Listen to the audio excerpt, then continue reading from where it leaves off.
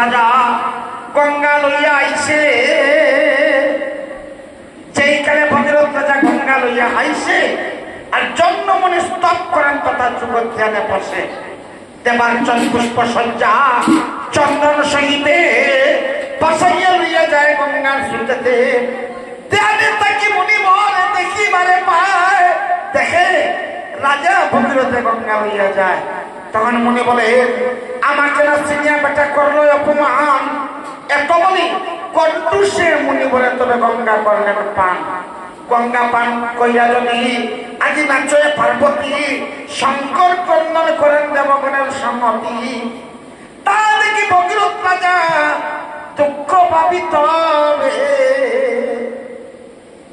ভগীরথ রাজায় ভাবে, শিবের জটা হতে আনলাম গঙ্গা মায় কি বলিবার শিবে।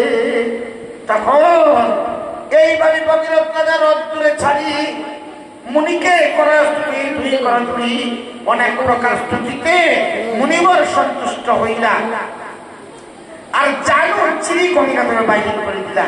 মুনির উদর হতে গঙ্গা জানু দিয়া আর একটু চুকার দিবা। তাই কারণে জাহ্নবী নাম হইল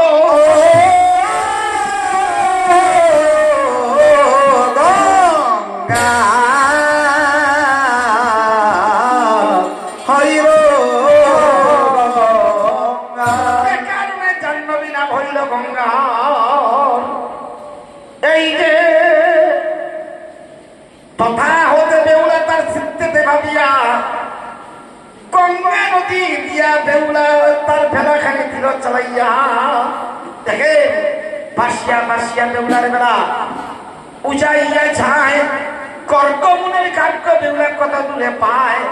সূর্যবংশী পুরোহিত কর্কমুনি ভরে আর শিবলিঙ্গ স্থাপিয়ে আছেন তথা লোহিত পাথরে। উত্তম প্রস্তর ঘাট এমনি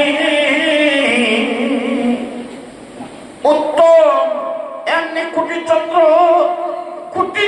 তেজে চিনি, কুটিচন্দ্র তেজে চিনি সেই আশ্রম শিবলিঙ্গ মুনিবরে তথায় করিয়াছেন স্থাপন। সেই ঘাট ছাড়িয়া বেউলার বেলাও যাইয়া যায়। আর বাল্মীকি মুনির ঘাট কত দূরে পায়, যেখানে স্তব কইলেন সেই বাল্মীকি তো বোধন পাইলেন পূর্ণ ব্রহ্ম সেই শ্রীরামের চরণ। উত্তম প্রস্তর ঘাটে মাঠে গঙ্গা খুলে বেনে ঘাটা বলিয়া সেই ঘাটকে সর্বরূপে বলে। সেই ঘাট ছাড়িয়া বেউলার বেলা উজাইয়া যায়।